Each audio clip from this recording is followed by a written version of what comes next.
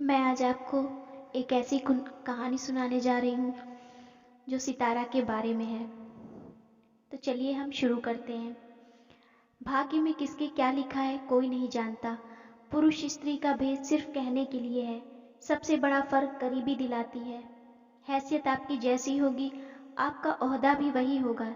ऐसी ही एक प्रेम कहानी है सितारा की। सितारा एक गरीब परिवार में जन्मी और पली बड़ी थी। बात उन दिनों की है जब वो कॉलेज में थी। सतीश और सितारा अच्छे दोस्त थे। कॉलेज के साथ दोस्ती भी खत्म हो जाती है। सितारा की शादी तय नहीं होती, इसलिए उसके पिता काफी परेशान रहते हैं। इधर घर में उसकी माँ और भाभी की बनती नहीं थी। घर में दिन रात क्लेश मचा रहता, निशाने में सितारा रही रहती। इन सब से परेशान होकर सितारा के पिता ने जल्दबाजी में शादी कर दी। सितारा को लगा मानो उसकी जिंदगी बदल गई, पर होना कुछ और था। शादी के कुछ ही दिनों बाद ही उसका पति नौकरी के लिए बाहर चला गया। अब यहाँ भी वही सिलसिला शुरू होने वाला था जिससे सितारा अनजान थी। सितारा बहुत शांत और सुंदर थी, पर जब किस्मत सुंदर ना हो तो चेहरे की सुंदरता और मन की सुंदरता किसी काम की नहीं। सितारा दिन रात काम खटती और रात में शराब में धुत तेवर खाने के नाम पर उसे बहुत पीटता, पर वो अपनी बेबसी किससे कहती। पति निहायत ही कायर, जिसे दुनिया सीधा कहती है, बेकार ही था। सब कुछ जानने के बाद भी वो उसे अपने साथ नहीं ले गया। मायके में हर परेशानी की जड़ ही सितारा थी। उसके पिता उसे बहुत प्रेम करते थे, ये वो जानती थी, इसलिए कुछ कहना मतलब मानसिक तनाव देना था। इसलिए उसे सहना ही बेहतर उपाय लगा। पर शरीर की उधड़ी खाले उसकी हालत बयान करती। घर हार मानकर उसे फिर उसी दरवाजे पे जाना पड़ा जहाँ की सुख शांति के लिए उसे इस नर्क में ढकेला गया। आते ही भाभी ने तांडव मचाना शुरू कर दिया। जब वो खाने जाती सब्जी हटा दिया जाता, दूध लेने जाती तो बच्चे के नाम पर सारा दूध उठा ले जाती। ऐसी छोटी छोटी चीजें जिसे कह पाना भी मुश्किल है। धीरे धीरे उसने अपने जीवन की दिनचर्या निर्धारित कर ली। 24 घंटे में 12 से 5 बजे तक या तो वो सो ले या पढ़ ले। उसे अपना भविष्य बनाना था, उसने वही चुना और उसने एक स्कूल में पढ़ाना शुरू कर दिया। स्कूल से आने के बाद खाने में उसे सूखी रोटी या फिर वो भी नहीं। उसकी माँ सब कुछ देखकर भी बेबस थी। पिता से उसकी ये हालत देखी नहीं जाती। वो सामान भर भर के लाते, पर उसे मिलती वही सूखी रोटी या काली चाय। रात के 12 बजे भी उसकी भाभी उसे सुकून से न पढ़ने नहीं देती।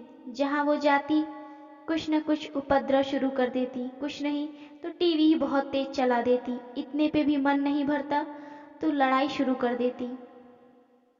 इतने पे भी वो नहीं रुकी। ईर्ष्या इतनी थी कि उसके खून की प्यासी हो गई। चिल्ला चिल्ला कर लड़ना, जो आता उसके सामने रोना, अपने बहू होने का दुखड़ा।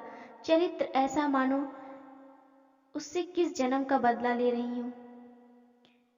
घर में ऐसा माहौल बना दिया गया कि सितारा के माता पिता भी उसे देखना पसंद नहीं करते। बेसिर पैर का झगड़ा माता पिता सब जानते थे, पर उसके लिए एक कदम नहीं ले सकते थे। सबसे आसान लगा दूसरे के मत्थे ढकेल देना। नतीजा घूम फिर कर वहीं आ गया। एक दिन अचानक दरवाजे पे भीड़ खड़ी थी। पूरे मोहल्ले में सब उसकी हालत देखकर रो रहे थे। पुलिस आती है, सितारा के पिता को ले जाती है। कोर्ट में पेशी हुई। जज साहब के सामने फाइल रखी जाती है। तस्वीर देखकर जज साहब के पैरों तले जमीन खिसक गई। जज साहब पूछते हैं कि आपने अपनी बेटी को अपने ही हाथों कैसे मार डाला। सितारा के पिता कुछ बोल पाने की स्थिति में नहीं थे। बार बार पूछे जाने पर वो झल्ला उठते हैं और एकदम से चिल्ला कर बोले, हाँ हाँ मैंने अपनी गुड़िया को मार डाला। सबकी खुशियों का कांटा थी। जो चाहता उसे मारता पीटता। मैं उसे अपनी मर्जी से 2 वक्त की रोटी भी नहीं दे पाता। तिल तिल कर मारा जा रहा था उसे। उससे हर चीज छीन ली जाती और मैं कुछ नहीं कर पाता। एक बार उसके लिए खुशियां खरीदने निकला था, पर पता ही गलत था। उधड़े हुए खाल के साथ लाया था अपने पास कि जो गलती मुझसे हुई उसे सुधार सकूंगा, पर किस्मत ही उसकी यही थी। मुझे फांसी दे दीजिए। दहेज उत्पीड़न में बहू न फंसा दे, इसलिए बेटे का मुंह देखता रहा। समाज के तानों के डर से बहू बेटों की खुशामदी करता रहा। ससुराल भेजा तो ससुराल वालों का मुंह देखता रहा। उसके लिए कभी कोई निर्णय ले पाने की हिम्मत ही नहीं कर पाया। जज साहब की आंखों में आंसू थे, क्योंकि ये वही जज साहब थे जिनके प्रेम को सितारा ने ये कहकर ठुकरा दिया कि तुम्हारे आगे एक अच्छा भविष्य है। इन बातों में क्या रखा है? जब कभी बड़े आदमी बन जाना तो मेरा एहसान मानना। मुस्कुराते हुए सितारा ने किताबें उनके हाथ में दे दी थी।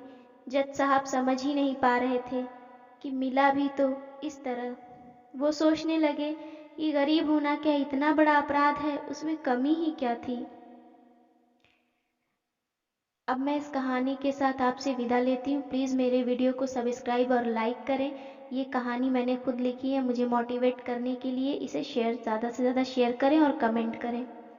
ये कहानी आपको कैसी लगी मुझे कमेंट करके ज़रूर बताएं।